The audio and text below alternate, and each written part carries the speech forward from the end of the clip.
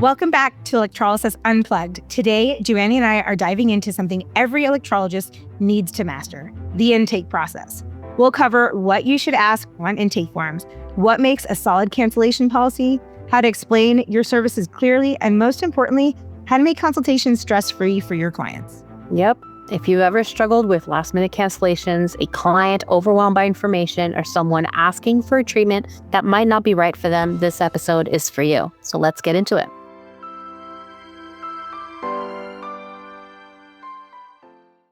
Okay, welcome everybody to another mentorship hour. And so today we're going to talk a little bit about the intake process. So it's about setting expectations and reducing overwhelm. We want to talk to you guys about really avoiding overload for your clients because it's a difficult one. So we don't want clients obviously walking out of consultations feeling like they just took an exam, especially when you have consults with teachers. Sometimes you go a little nerd out on that one. So how do we structure a consultation to keep it digestible? Think about the Reader's Digest version of a consultation, not how you would learn a consultation as a technician. That's right. Yeah, there's a big difference. So really what we say is just keep it simple. And here's a 3-step consultation process that can make things a little easier. So step number 1 is listen to their concerns and their goals. I always think that consultations need to be more conversational than us sort of presenting to the client. I know that at the school I like to have students make presentation because you do have to guide the conversation somehow, but you have to make sure that you communicate with your client and it's a two-way conversation. So you can ask, what's your main reason for seeking electrolysis? You want to identify problem areas and set expectations. The second thing is to explain the process and what to expect without overloading. And this is important. Some of us really like the science and the details. That doesn't mean that resonates with everybody. If eyes glaze over, you went a little too far. So keep it short and clear. Address pain levels, healing time, number of sessions needed. Use visuals and diagrams. A lot of people are visual learners. And so anytime you have something to explain, especially something that is anatomy related or that is a little bit more complex, just an image can go a long way. Third thing is personalized plans and next steps. So we want to summarize their treatment plan. It's important for them to understand what they're really getting into. So we can do something like, we'll start with a 15-minute session weekly and then taper down. They need to get a picture of what the commitment looks like. Go over aftercare. So simple and easy to follow. If you have products to sell, this is usually when you're going to be plugging those in. Maybe you have some sort of handout that you've put together, but you do need to go over aftercare. And then always leave room to answer questions. And you never let a client leave your office without their follow-up session. Absolutely. I love this. And the fact is if they're overwhelmed, remind them they don't need to memorize this. We guide them through it. We are literally their little hair removal shamans. And so it's important to give them an opportunity to take information in, but also sit with it and understand that we're going to revisit it. That's right. Exactly. It's simple, it's structured, and it's stress-free. Absolutely. So one of the things I would love to do is breaking into some listener submitted scenarios that happen pretty much all too often in pretty much every electrolysis clinic. So we have, I think the 5 that I put down here. So I'll kind of read them off. Then let's bounce back and forth of how you or I would handle this. So first one, client does not want to do a consultation. They've had this done before and they just need 30 minutes to clean up some of the stragglers on their chin. That's right. I think all of us get faced with that just amazing client that comes through your door, calls on the phone, right? You explain your policy, which is no client comes into the office without having gone through a consultation. And there you're going to get some immediate pushback, right? Now, here's a question for you, Steph. Why must we consult every time a client comes in, new or not? Oh, new or not? New to the process or not? I have not seen your hairs. You're new to me. That's the thing is I don't have that background. I don't know what you've come from. And I don't know what the expectations that the last person told you are. Sometimes people have misinformation. They have lack of information. They have information that doesn't necessarily pertain to electrolysis, but they went online and they thought they understood the process, and now they're trying to teach you about it. And like, I need you to understand it from the Stephanie perspective, because you're about to pay me to sit with me to solve this problem for you. And I don't care where you've come from, new or established, we have to do it like a one-on-one. And that's really the take home. It's for them to understand that they are new to you. Mm-hmm. And that's why we have the consultation in place, no matter if you've had electrolysis done for 10 years or all over your body, or you've switched and you've done, 6 different practitioners, it really doesn't matter. I think it's important with clients like that to have some sort of like script to go off of, to be able to make sure that you de-escalate the situation before they get a little too pissed off. I think that sometimes clients feel very annoyed if they have to go through a consultation when they feel like they know what's going on and they don't need it. They want to go right to the treatment, right?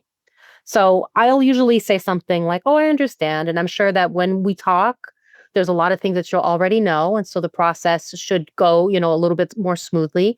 But I do have to explain to you how things are done in my office. And I do have to gather some information from you before we can proceed to the first treatment. Most of the time, that tends to keep clients from flying off the handle about, me wasting their time. If you're putting your hands on other person's body for a service, there is a blanket moment of, I need to make sure that you have approved me to do this. That phone call saying that you need 30 minutes is not enough. And I have no idea what 30 minutes looks like on you and like what you even need. So yeah, it's a must. So the next one that we had was, okay, so a client has PCOS and tried laser and it's failed and she's frustrated. So what are we doing? What's happening in the consultation? Well, what you have to realize is that a client like this is going to come to you and be just slightly mistrustful with the whole thing.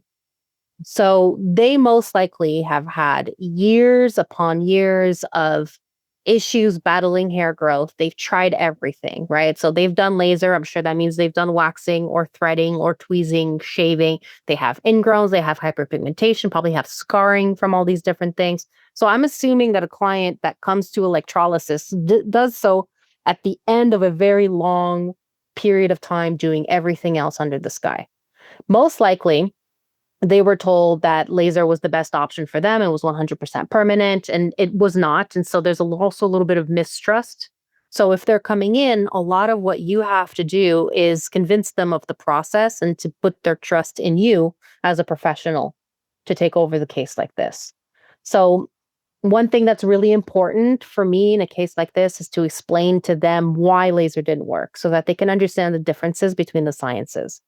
So we'll tend to go through a little bit more of laser theory than with a client that maybe has never tried laser before. So when we talk about making consultation specific to the client that comes in, is you cater the amount of information that you give to people depending on what their background is or what their journey was before coming in to see you. I won't go through a long laser explanation with every single client because it doesn't apply. But the clients that have tried it, especially some where the results were unfavorable, we might discuss a little bit more in depth for situations like that. So that would be one big thing to do with this type of client, but there's definitely more than that. Absolutely. I mean, as somebody that I was that person. I tried, it's so funny having a mom as an electrologist. Like, you think that the only thing I would have ever tried was electrolysis, right? But like, before I even hit my upper lip with electrolysis at 12, I was like, I'm going to bleach it. I'm going to shave it. I'm going to nair it. I'm going to try all those things. I never went to like tweezing and waxing because I knew that wasn't going to help me. Right. But you try everything because electrolysis is a commitment, right? And how much of that commitment is going to actually like help you in the long run.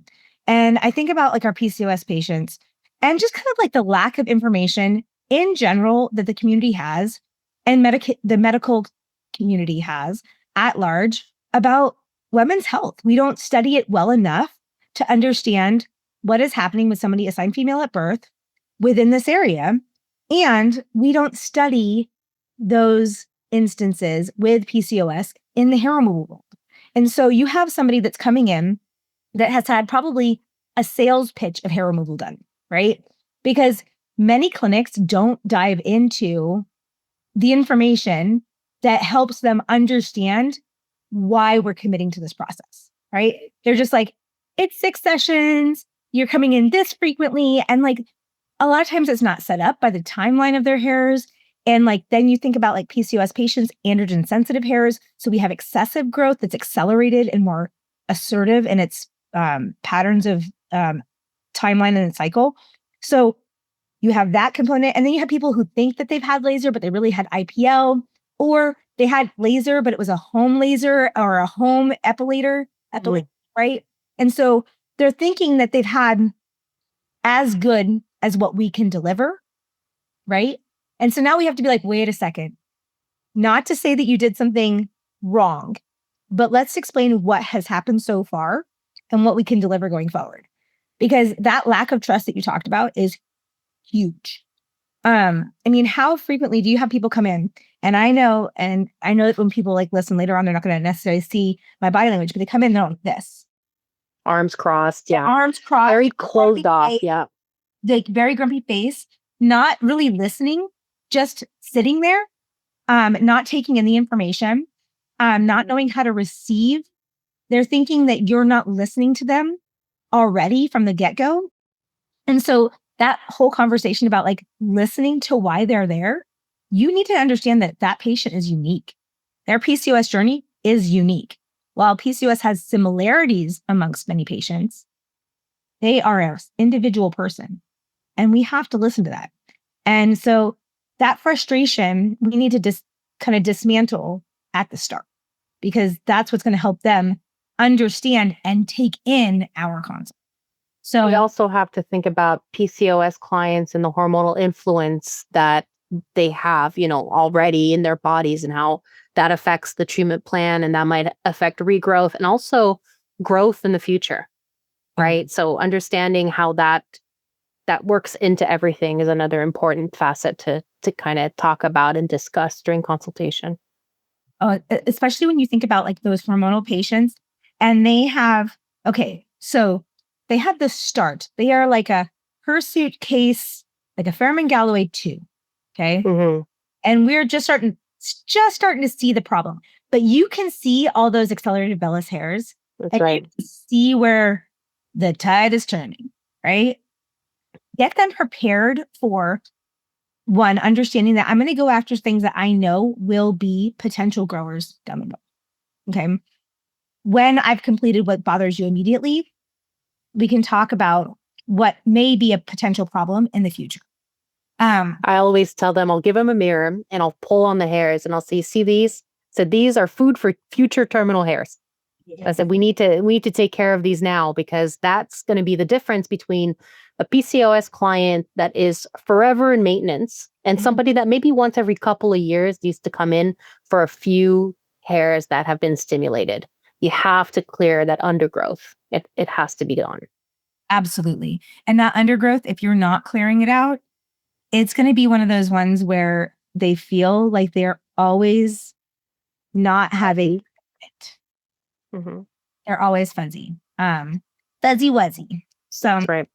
Okay, so next we got client is nervous about pain and doesn't know much about electrolysis, and like they want to know like what's going on with their underarms. Is going to be painful. What am I going to be able to handle this? So like, what's that pain person going to be talking about?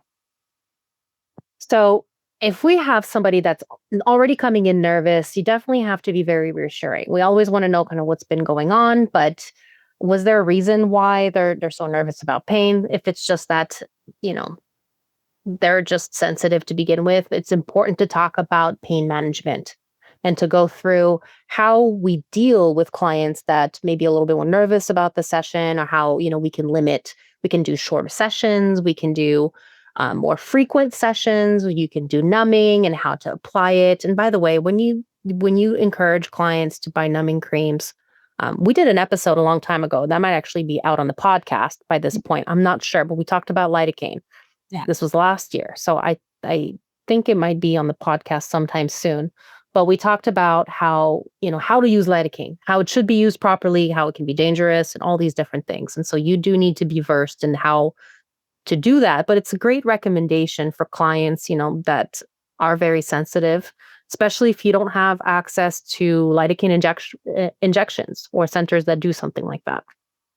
Well, and like talking them through, like people need to understand that timing and intensity, it's not about setting it to 1 million and zapping it for a fraction of a second. It's about finding the balance to get the hair epilated. And so if I'm able to do so in a manner that will maybe shift it, right? So I might be going in high intensity, short timing, or I might be going a small intensity, long timing. Those can help your nervous system so differently. And you have some patients that can handle alternating current better than direct current or vice versa. Being able to navigate the waters of like, can I try alternates with you? People who, for example, like when I do my consults, I really enjoy now, and this is kind of a newer thing to me. I did it when I was a new technician, stopped doing it for a long time, and then started doing it again. And that is putting in a 15-minute treatment with my consult. So initially, when you come in, that price of your first 15 minutes is basically the cost of my consult. So it's $55, okay? And that includes your consult, your sample products that you can get used to of how I want you to prep your skin, and a full 15-minute treatment, right? And what that does is it sets the expectation of what you can handle. Because if you can handle 15 minutes, let me tell you, friend, you can handle a lot more. But if at 15 minutes you want to take me outside and throw hands, like we are going to have to like definitely think about how to navigate that, right? Because I don't want to do that with you. I want to kill your hair. I want to be safe and There's I had a conversation like this in the class actually last week, and I was talking about why you don't let new clients book, let's say, like a 2-hour session, right? Piggybacked to a consultation. And so a lot of them were like, what? Really? You don't? It's like, well, here's the thing. You don't know this client's tolerance. And so sometimes that's part of the things. I've always done a 15-minute sample. The only time I don't, by the way, is when a client, especially that client that's like, I only need 30 minutes, I only need 15 minutes, I've done this forever, blah, blah, blah. They still have to do my consult, but I skip the 15 and I just charge them right away. So we'll go right into a session after that. That's the only time. But other than that, don't let new clients, especially clients that don't know anything about, electrolysis, dictate how long to book, because one, you don't know what they need. And then what if they can't handle it? What are you going to do? Right? They come in for their session, 30 minutes in, they're crying, they're crying uncle, then you got to go. So it's, that's a waste of time. We had an insurance case, and this is such a bummer. The technician that we had working on them, like really kind of oversold the benefits of an all-day treatment. Okay. And this person booked a 6-hour day after their consult, gets to the office and chickens out. And it sucks because it's like, I would have never have done that myself, right? Because I look at that and it's like, I really don't know who you are and you don't know how you can handle me, right? And I understand that you're traveling from a distance, sometimes like a couple hours to get to us. And so there's like this eagerness to make it like make the most of it. But you're not going to make the most of it if you travel all the way here and your gut gets the best of you and you get ashita and you want to like scream at me or be upset because you're about to have to go through this long day or be on the table. And now, say, for example, you couldn't handle, right? Let's just say that it was a bad day for you. Your nervous system remembers that. And the next time you book, your body reacts before a filament ever hits that follow. And it can be really discouraging for somebody when they have set themselves up high expectations. You boosted said high expectations, right? And then all of a sudden, now they can never hit that. Oh, you need 6 hours a week. I know you're going to need 6 hours a week. Well, if you can't hang with 6 hours a week, You just told this person that you needed 6 hours a week. They're going to feel like they never are getting to their goal. And instead, you could benefit from a longer time session, but let's build that up and see how your body handles that. Because I can do that over a couple sessions, see how you hang with electrolysis, and give you a more comprehensive treatment. So just on a little side note, because you said something about, memory, like your nervous system having memory.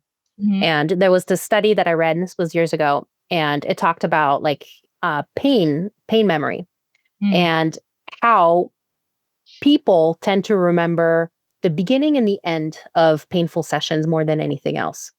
And so when you have memory of something, if it ended, like let's say a painful session ended on a positive note, you'll tend to remember the overall experience more positively. And so that I always kind of translated to whatever you do during the session, try to finish it off on something that is positive, that feels good, so that they remember the overall session a little bit better than if you just leave them, at the end. And so that could be like the aftercare, right? So another reason why do you even do it? Because it feels good, it calms the skin. And I think that it gives clients an overall better impression of how their whole session went versus not doing it at all. I think this study was done with women after giving birth, especially like once you have the high of the child at the end, you tend to remember the whole experience a little bit more positively than if it was just the painful session. But I thought that was interesting. And so I've kind of incorporated it to the sessions. Oh, totally. When you deliver bad news, you're not going to just deliver bad news. You're going to be like, hey, I'm going to talk about something really cool today, something kind of cruddy today, and then like probably another cool thing. And so you make a happiness sandwich, a little bit of turd in the middle. Like, because the thing is like, it's, if you can put positivity in that space. And someone recently called me toxic positivity. And I was like, no, friend, let's talk about this. And it's not that I do it toxically. They were having a bad day and it's fine. I digress.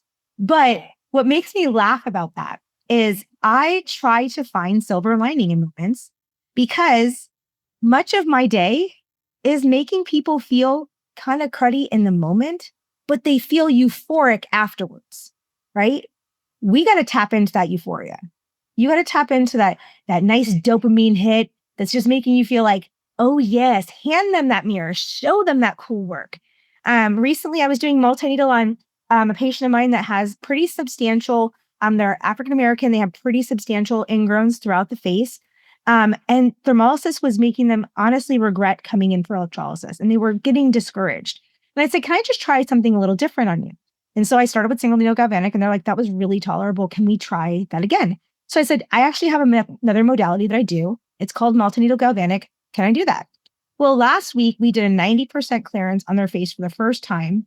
And they have almost, I would say we were at almost 100% ingrowns through this area. And now we're at like 10% ingrowns. So now they're seeing that benefit. And by doing so and creating a safe space for them to go, I'm no longer in pain. And so now I can actually see this. And then at the end, you're like, hey, when you go into the bathroom before you leave me, I want you to take a look at this. And like, they came out, they're like, this is the best day. And it was like, it is the best day, because you can finally see why that discomfort existed. So I like put some positivity into the pain conversation. That's right. It might suck, but we're going to do it together. Okay. I think that a lot of the times too, when people are nervous about things, it's about the unknown. And so another important thing for a client that might be nervous and doesn't know much about the process is to kind of break it down so that it's understandable, and also to guide as you're doing. So if you're doing your 15-minute consult, the little session, you would want to make sure that you're talking them through what you're doing as you're doing it. It's a little bit, I kind of sometimes talk about electrolysis being a little bit like Russian roulette. Like you don't quite know when the zap's coming. And so people tense before you're even pressing on the pedal. So kind of taking that anticipation away can help bring down stress levels. And that would be another good thing to do. Today's episode of Electrolysis Unplugged is brought to you by Instantronics, the trusted name in high-quality, reliable epilators built for precision and durability. For decades, Instantronics has supported electrologists with machines designed to meet the unique needs of permanent hair removal professionals. Learn more and explore their full line of epilators at instantronics.com. So sometimes I'll be like, okay, are you ready? Yes. Okay, that was the insertion. How was that? Fine. Okay, I'm going to press on the pedal now. And then I press on the pedal. That was one zap. How was that? Oh, I didn't even feel that. And then we go, okay, let's test it now. And then it came out, it didn't. We adjust and we just kind of go through again. And so we just really break it down. And that tends to kind of like, you feel the body start to relax, the shoulders go down, the hands unclench, right? So that's another important thing. We had a model fall asleep on the floor today, and it like made all like it was two technicians working on the model, and it made them feel so good because it was like they get to a point where they can trust you in something that could be uncomfortable, considered uncomfortable. For sure. Okay, so what about a client that wants a quick session on her eyebrows before her kid's wedding, but it's like the day before the wedding? So we've had the people that are looking for something to, let's say, like just a quick chin clearing before I go and do something. Or this client just wanted her eyebrows shaped before she went in. She probably was like decided, maybe she had shopped for electrolysis for a while, decided that this was the time to do it, right? So for clients like that, it's important for them to understand the healing that's involved in this. Obviously, this would not happen before the wedding. This is a bad idea. Don't do people's faces before big events. Even if I have a client that is a consistent client of mine, I won't be clearing their full upper lip if they have some sort of event that night or the day after. It's just not good.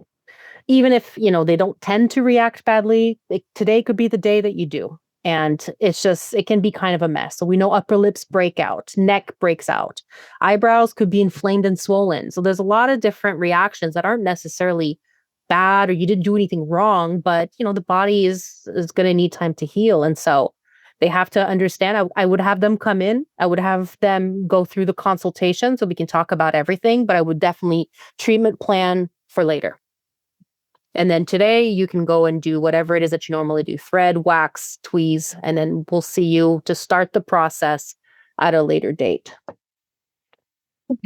In that moment, if they go in there and they tweeze or wax or thread prior to their first session with you, close enough to it, so they had their big event, and then the following week, then they come in and see you for that first session, after they just did, let's say following 2 weeks, because we want like a little bit of time for hair grow in, we now know the shape that they prefer, right? The person that they trusted on that shape for a long time. Any area that is going to be exposed close to an event, I mean, what's the point? And as a laser technician, one of the things I often think about is I'm not going to laser you the day before your wedding. The reason I'm not going to laser you is because you have no benefit at that point. Okay, let's laser you 2 to 3 weeks beforehand. Have that third week be that baldness that you get from all of the hair shedding out, even if it was a temporary Band-Aid prior to a service, and then I kick back in with my electrolysis service. That is a better option than as if I were to go hair by hair by hair of electrolysis or a laser session so close that you're not even getting the shed, right? You're not getting the expulsion of that hair. And so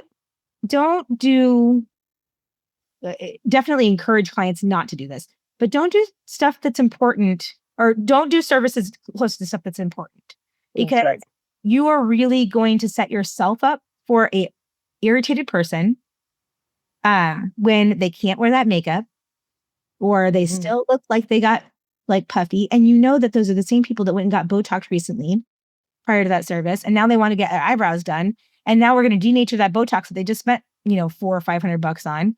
So it's like, it's not a easy time in that space. And also doing bikini lines before a bride's wedding. Don't do that. Or before going on vacation for, in the sun in a bathing suit for a week, right? Yeah.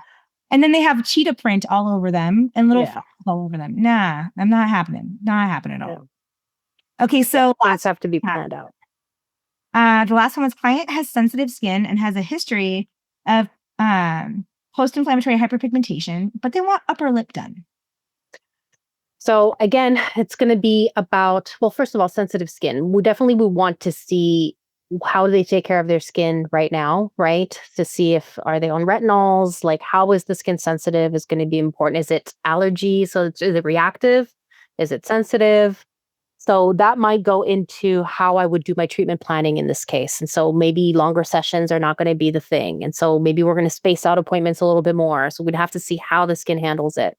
If a client has a history of hyperpigmentation, then we have to see also how we're going to be addressing that and maybe incorporating some home care that is going to help prevent any kind of hyperpigmentation as much as possible from being done. We added in there, it's upper lip. So upper lip also means that's the most, it's sensitive. It's probably the most sensitive skin on the face, second to maybe your eyelids or around your eyes. And it's an area that's always exposed to the sun. And so if there's going to be something that hyperpigments, that's going to be a pretty high up there contender. Agreed. I absolutely, I can't, I really add much to that. We have in the chat a really great question that I think that could be beneficial in this moment. Can you discuss how to handle someone that's not a good fit for you? So they came in for a consultation, right? And it's not clicking, right? In this example, a person was refusing to bathe due to past trauma or refuses to do aftercare. They're worried about getting sued. So in this moment, how would you handle this person during a consultation or directly after the 15-minute treatment of that first sample treatment? I think that you are well within your rights to refuse service if somebody doesn't follow your guidelines, especially if it's going to be something that might be causing an adverse reaction to whatever it is that you're doing. So if you have a legitimate concern that there could be infection setting in because this client is undermining what you're doing, then I think that documented well enough would be a valid reason. The thing is, though, what if you're working at a center that accepts insurance clients and you're more medical, So here I would want to understand if it's more cosmetic or if it's more covered by insurance and it's a medical need, because I think that would place you in a different category as far as you being a practitioner. I can tell you because recently we had somebody bombarding. We have contracted clinics with us and they were bombarding our clinic, the contracted clinics, my medical director. And they were just pretty vicious and they had never come in for a service. Okay. And from the start, we just said, we're not the right fit for you. Before you even come in. And they can leave bad reviews online. But the fact is if they are already bullying you into a space where you're not safe, your reputation is not safe, your mental health is not safe in that space as a technician, it's important to stand your ground and say, no, you don't need to. And that's in a medical setting. So you can say, I'm not the right fit for you in this space. However, make sure there's documentation so that if it ever gets called to question, you at least documented that you had an interaction with this person on that said date.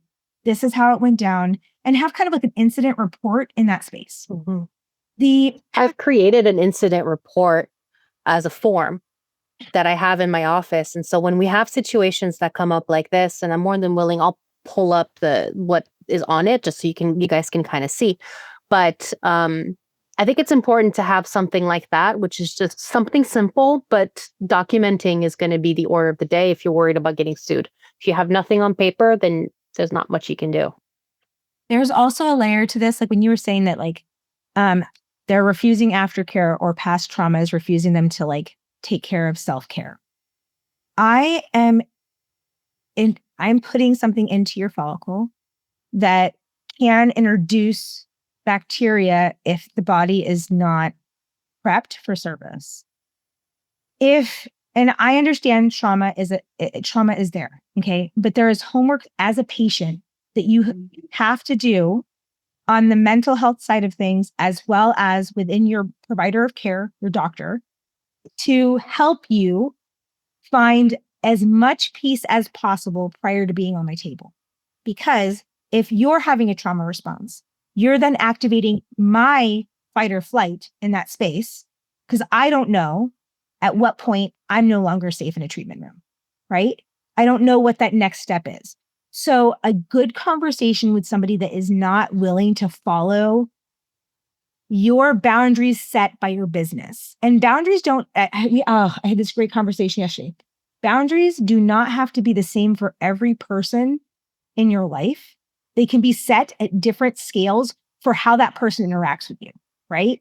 So in your business setting, you might allow more interaction in one person because they're able to hold a professional relationship.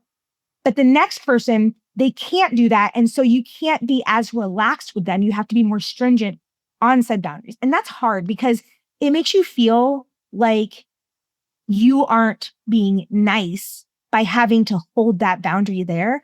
But if they're willing to walk all over you in that moment, they will not follow their plan to the fruition of making it happen, like of getting to permanent hair removal. And aftercare is a simple thing to follow. We have 6 steps in our aftercare. I used to have like a 20 item aftercare, and I broke it down to 6 steps. And really, you can keep it to 3. I want you to have a gentle moisturizer, a gentle cleanser, and an SPF. It could be that simple, right? But you need to do something because I am causing trauma to your skin. And Sheila actually put in a question, which kind of comes back to what we're talking about right now. So what do we do if someone has hyperpigmentation? Do you deny treatment? Now, no, you would not, but you would document. So it kind of comes back to when we're doing this consultation, it is so important to document things. We do a full skin and hair exam so that we can find every scar, every spot of pigmentation, mole, ingrown, anything that we see on the area, it's documented at the very least. If you can, pictures would be even better, but that's on top of you doing the handwritten stuff. And when clients have pigmentation, so let's say we go back to our sensitive skin client, has a history of hyperpigmentation, wants upper lip. I look at her upper lip. She's been waxing forever. She already has pigmentation, but clients don't tend to see it under the hair. Usually the first focus is going to be the hair. And then once the hair's gone, then they'll start to focus on either beach fuzz, which they swear they didn't have, or the pigmentation, right? So it's actually really important when I do this that I tend not to pull my punches when it comes to being very direct about what I see. So I'll give them a mirror, and as you see this here, this is pigmentation. Most likely this came because of A, B, and C, right? You've been waxing for a while. This is the upper lip, just so you know, because I want them to know that I saw that it's there and that they saw that I saw that it's there. And so that way we're both on the same page as far as what was there to begin with. And so I'm not going to get blamed for pigmentation that was previously there. Now, if I can even take photos of that, and the photos, when I have my photo consent on my intake form, my photo consent would be about sharing photos publicly. I think you're well within your right to force a photo unless it's like genital areas, if it's part of your process, because there's always somewhere else they can go. So sometimes it's like, I will take a photo as a before, or as part of the intake. It is going to be in my system, protected on a secure system. It's not shared anywhere without your explicit say so.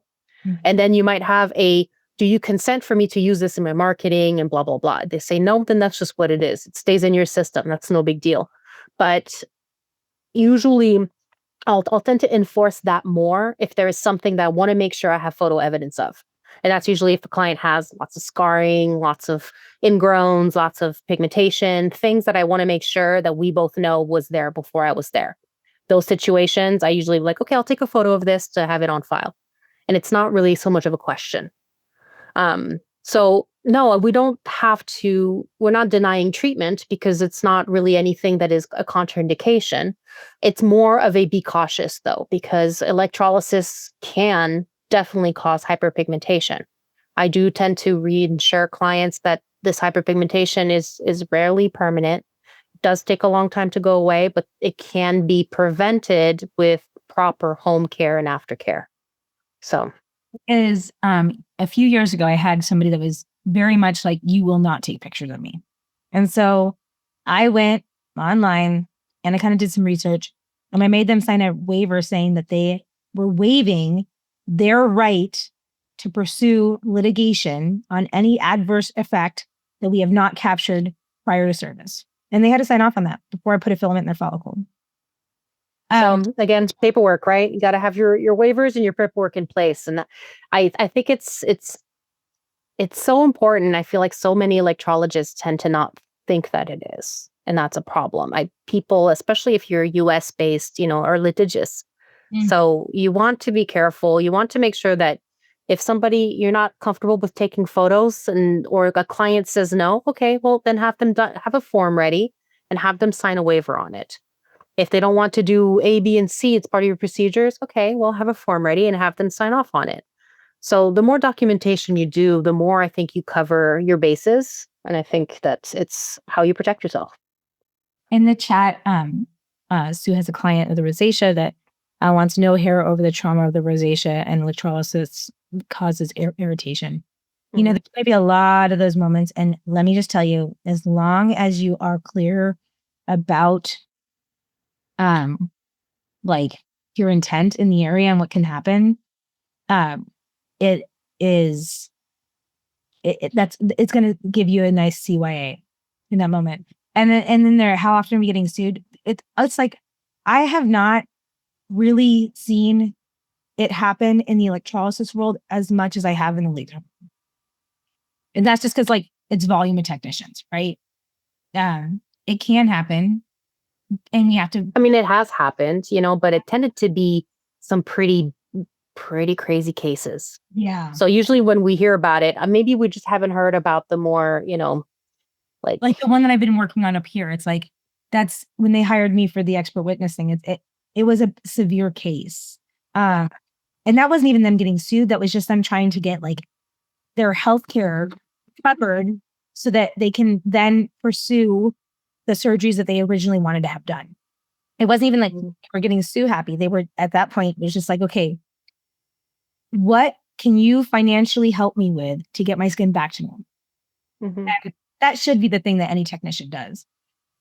With that in mind, and I know that we have just about 20 minutes left of mentorship, but I wanted to go over intake forms a little bit with you guys, because that was a big part of this question was let's talk about the intake forms. We had someone last week ask, what are you allowed to put on your form? What are the must-haves that you really should be on there that as an electrologist should include in that space? So that's a great question. A good intake form should capture both medical, lifestyle details that impact treatment, safety, and effectiveness. So here's a couple key sections that we definitely need to all have. Oh yeah. So basic client information. So let's think about this. Why is it important? It's important because it identifies the client, ensures proper documentation, collects contact details for scheduling, follow-ups, emergency communications, if it ever happens, allows customization of the interactions, preferred name, pronouns. What am I working with you on? So think about the things that should be on there. Legal name, date of birth, preferred name. Okay. So legal name needs to be on there if you're doing any insurance type of thing, but also it should be on there, and you should get someone's driver's license with that if you ever have somebody that wants to dip out on payment. Okay. Sex assigned at birth, gender and pronouns all should probably be on there as well, especially if you're working in gender expansive spaces. But additionally, I need to know the sex assigned at birth in my world, because I want to know what's happening hormonally from the initial component in there. Insurance information if it's pertinent to you.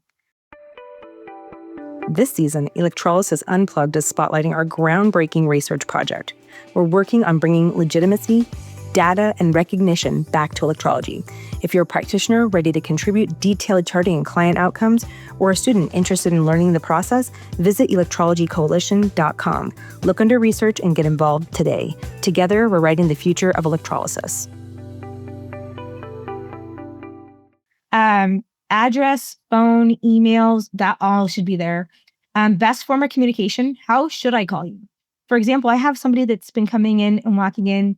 They're a newer trans individual, and they're elderly, and they want to know that they're safe. But at first, they didn't want to give any information. And they've come in a couple times now and they've given us a little bit more information each time. And so I need to know how I can communicate with you in those spaces, because somebody might not know in their family, right? I might be the only person that they've trusted with this information. And I've had this happen in working in gender affirming care spaces my entire life. This is not a one-off. This is frequent in that space. So tell me how I can call you. And when I do call you, if I call you by your preferred name on the phone, but at home, when I call your home line, I have to call you a different name. I got to know who I'm asking for, right? And then referral source. I think that's really important, because that really will help us track the marketing and effectiveness of what we're trying to accomplish when we put stuff online. And then we need to know what areas are going to be treated. So it allows us to tailor the treatment plan. Not every consultation will be the same. And when I consult with somebody looking to do their upper lip, my consultation will be different. My treatment planning will be different than somebody's legs or back or full beard. It also ensures proper documentation of the area treated for tracking progress. So before pictures, your skin and hair exam that you do, all of the information that you collect is going to be area specific. If a client comes in with an interest in more than one area, you can definitely do that for all the areas. You should do it for each area independently. And at some point, if they are adding a new area later on in their treatment plan, you should be doing a new skin and hair exam on that area, taking new photo documentation, because you are now starting on a new area. So it's important to do that. It helps with avoiding miscommunication about what the client wants. We need to make sure that they understand, or that we understand, what they're even looking for and the extent. Sometimes it's about they're coming in for their chin, but they might not want, let's say, for you to work on the sideburn, and you might want to, start working in that area. So you need to make sure that you understand exactly what they're wanting to get done. That creating a complex where one doesn't exist component, when we work with, let's face it, that you and I talked about this, the standards for women or femme presenting individuals is really high. And so make sure that they want what they're asking for, not what you think that they should have, right? If they ask you, what do you think I should have? That's a different story, right? But all bodies are beautiful bodies. And so we just have to help you see that beauty. And you got to tell me how to make you see that beauty within yourself. I always kind of joke that as electrologists, we spot like a hairy upper lip from across the room.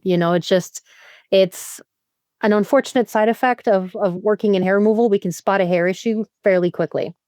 But I've always kept very quiet about what I see. I let the clients tell me what they're in for. Because again, we don't want to create a complex. I had a client who, and I was telling you this story, Steph, but I had a client who had really hairy upper arm. Like I'm talking like 1.5 inches of growth, comb over style upper arms. Not upper arms, lower arms, forearms right here. And we had worked on her whole body. And we were talking about she had PCOS. So it was, the full face, the chest, the stomach, the back, the bunch of different areas, very hormonally driven hair growth. And we were making great progress, but I always would look at her arms, just glimpse from the side of my eye. And I'm just, oh man, I want to do her arms so bad. But I never said anything because again, I didn't want to, she's got enough on her plate. The last thing she needs is to start worrying about the forearms. That's just the last thing to be concerned about. And one day she came in for a session and she looked at me, she goes, Joanie, I think we need to start working on my forearms. And, in the back of my mind, I'm like, yes. But really, I'm just like, oh, okay, what happened? And she goes, well, I was telling a friend of mine that I was getting electrolysis done. And she looked at me and she goes, oh, you're doing your arms? And so in that moment, that's all it took. And that's what I mean by creating a complex. Don't plant ideas. I know that maybe they should do their upper lip, but if they're not really coming in for that and they've got bigger things to worry about, we can maybe loosely mention it later, but don't create problems where there aren't any. Absolutely. In the chat, we're definitely gonna go over this, and we're gonna have to blast through some of this stuff. Contraindications. So let's talk about the next part, like medical skin hair history. It is a necessity. So permanent makeup, tattoos, sun exposure, artificial tanning, especially if you've been in there in the last 4 weeks and you have like a nice little like tan to your skin already. I'm putting trauma in the area, right? So current use of like retin-A or bleaching agents, photosensitive medications like your Accutane or your antibiotics, past microdermabrasions, chemical peels, facial surgeries, and laser resurfacing, it does help us understand like how thin skin could be. Because I remember I've had people come in and they kind of have that waxy Barbie look. And I'm like, what have we done? Right. And so you have to think about that. If they smoke, that's going to impact how like their slow healing can happen or increase inflammation in that space. Cold sores and fever blisters, electrolysis can trigger HSV. I have a client like that. Oh, She has to take the meds before we Yep. even touch her face. I can get maybe 1 or 2 hairs, but it's not just her lips that break out. It's all inside her mouth. And so, and she'd even tell me the first 2 times it happened, I had no idea. Then when it's like, I think we're going to have to stop doing my face because I've been like breaking out with canker sores. And I'm like, are you kidding me? And I was like, so this is one of those things where you just like the communication was lacking in this point, so for sure we need to understand that electrolysis creates trauma to the skin. It can definitely trigger cold sores and it can be pretty nasty. Hers was just not just 1 or 2. It was a full mouth of canker sores. As So well as down south. If you have had STI in the area, I'm putting heat in that space. I'm causing trauma. That's usually an activator of those things. So let's like talk about it and just know that like we need to plan accordingly. Sensitivity to any of the products that you're using in the office, including like alcohol-based products. Aloe, you think that people aren't allergic to aloe or zinc or nitrile, but they can be, right? So we need to know about that. Allergies and sensitivities. So like reactions to gloves that you might use or products or numbing agents. I would say medications, supplements, vitamins. People don't know what can create hair growth or what can create irritation. Important. Medical conditions, autoimmune disorders, huge factor in there. Upcoming medical procedures. Fun. Do you want to take over? Yeah. So upcoming medical procedures. So if a client is preparing for surgery, treatment, timing may need to be adjusted. So we've talked about with gender-affirming care. So if we're doing like vaginoplasty surgeries and the time frame between things, or if they're going in for, even if it's just a cosmetic procedure, let's say on the face and you're working there, you need to adjust time frames for that. Let the skin heal from one thing before you do something else. That goes both ways. Pregnancy and lactation status, hormonal changes impact hair growth, and some procedures may not be recommended. Menopause or hormone replacement therapy, so important of understanding hormonal hair growth patterns in this case too. If you're under doctor's care for any condition that affects androgens. Androgens are male hormones. So those are the ones that testosterone that drives hair growth. So it can determine if you have a hormone-related hair growth problem. And then family history of excessive hair growth or hypertrichosis cases. So can indicate genetic predisposition for and if long-term treatments might be needed. It's all about that communication. If I can know at the start of your treatment, I can do so much more to prevent it. Knowing what your previous hair removal treatments are looking like, and we need to know what they've done so far. Where have we come from? So thinking about like previous electrolysis, laser or IPL treatments, first and last treatment dates. So like how long have you been trying at this in the areas that we're working or other areas? Types of electrolysis or laser used. People don't always know. Think about it. You don't always say, I'm using thermolysis, right? I'm using galvanic. You're not necessarily doing that, but you might explain it at a time and it sits in the back of their head. A type of laser also, so Alexandrite diode, if they ND-YAG, IPLs, if they understand home lasers, now these are available. This just kind of popped up the last couple of years. So we have to understand what they're doing where and especially in the area that we're going to be working on. We have to at the Hall of Shame, where I make the Hall of Shame. They turn in their old home units and they get to my Hall of Shame in the museum. Nice. Nice. They have to have some basic hair removal understanding. So educate the client on what electrolysis is and how it works, especially if you're comparing it to different methods that they've tried before so that they understand why this is different and why this works. It helps also to manage expectations regarding treatment frequency and hair growth cycle. I am very direct about the fact that I work hair by hair. And that is the reason why electrolysis is 100% permanent, but it's also what makes it take so long. So what makes it so great is what also makes it so difficult. We work hair by hair, so they have to understand how the process works. They need some basics of electrolysis and modality types. I might go more into this if a client comes with a bit of an understanding to begin with. They've had it done somewhere else. They've done some reading. So I'll usually ask, like, how much research have you done? So that I can gauge what they're coming in with, and then we can address and tailor this portion to that. Needs for multiple session. So they need to understand it's not going to be a one and done. Yep. You need to make sure that that is something that sinks in and stays there. The 10% they retain from the consultation, let's make that 1 or 2% of it. Why treatment frequency is important. So helps clients commit their treatment plan. They need to understand it's going to be weekly, bi-weekly, 3 times a week. I don't know, whatever it is, depending on what the area that you're working on, Possible contraindications to certain modalities. So we go through what might be good, what might be not so good, depending on their personal background. Once they know that, then we have to do the consent. So like that's the last little bit of this is like your consent and cancellation policy. Those are kind of like your like stamps on the end of your intake, right? So consent, I need to know I can put my hands on you to work and do the job I'm doing. This is informed consent. So elective procedures, anything that you wouldn't necessarily be told you have to have done is informed consent in that space because you understand that it's of your own free will. So this also protects you as a practitioner legally. So think about like that health history information is important for safety.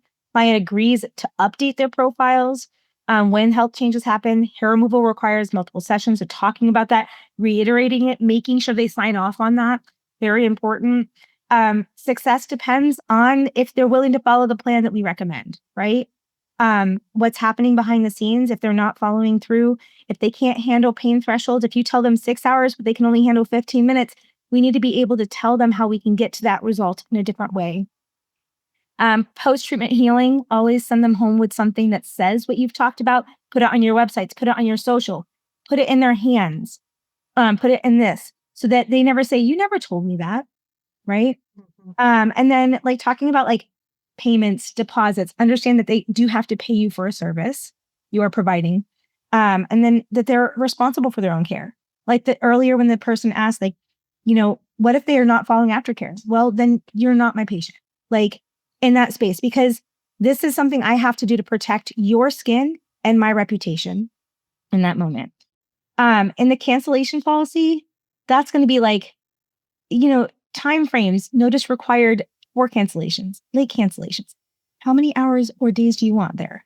No-show clients, do they pay in full? Do you make them pay half the percentage? That's going to be something that you have to put in there. Prepayment for future appointments.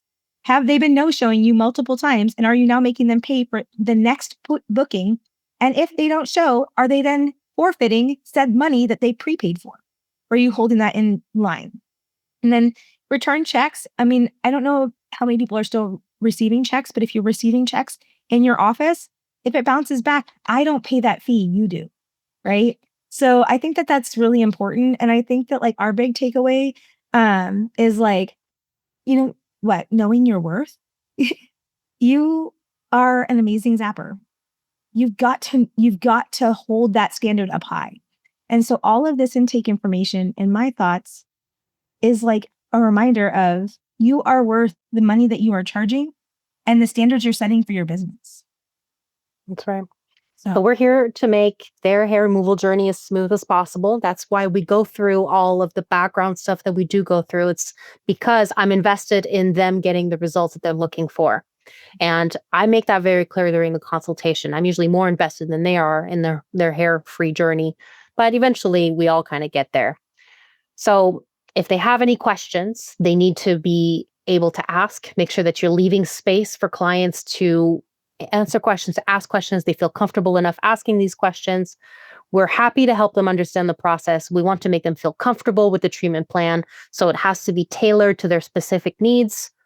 And we appreciate their trust in us. Without that key component, it can make it very difficult. You don't want a client that is constantly doubting your skills, because that's going to be, one, undermining their process or their treatment plan, but also just be really demotivating for you as an electrologist. And so make sure that your consultation is very solid, that how you go through the explanation is very thorough, so that the client feels comfortable then giving pretty much their body in your hands to do what you need to do over the span of like a year or two, which is a long time.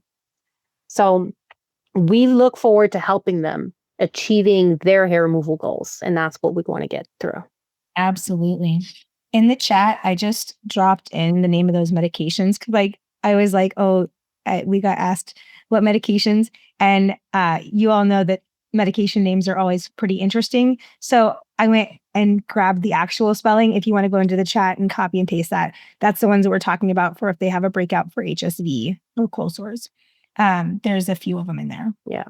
So Virex, Valtrex, Famzir, Demzir, Lenavir, and then Famvir. Yeah, and Abreva. That one I think is over the counter. Yeah. So some over the counter, some are not. It would depend on the severity, but they have to pre-treat. So they have to pre-medicate. So a client will have to take it for a couple of days before their appointment for you to do it. And also, usually with clients like that, probably not a weekly thing, because it's not really recommended to take that stuff on the regular. So this client, we usually do the appointments a little bit further apart, just to let her body the time to kind of work through those drugs too. Absolutely. So, wow, we covered a lot. I'm like, yeah, we knocked that out. Clock on the dot. Oh, what are we doing? Well, that's awesome. All right, you awesome humans. We are leaving you for the evening. It's always a pleasure to see you on here. And submit your questions so that we can take these and turn them into the next episode. And I took one from there earlier from Sue for next week, hopefully. So I am going to copy and paste that into our notes. All right. Thank you so much, everyone. Bye. We'll see you next time. That was packed with info, but the key takeaway: keep intake forms thorough, policies clear, explanations simple, and consultations structured to reduce the overwhelm. And remember, an educated client is a happy client. Setting expectations early prevents frustrations later. Thanks for listening to Electrolysis Unplugged. Got questions? Drop them in the comments or send us a message. Follow us for more insights and behind-the-scenes discussion on all things electrolysis.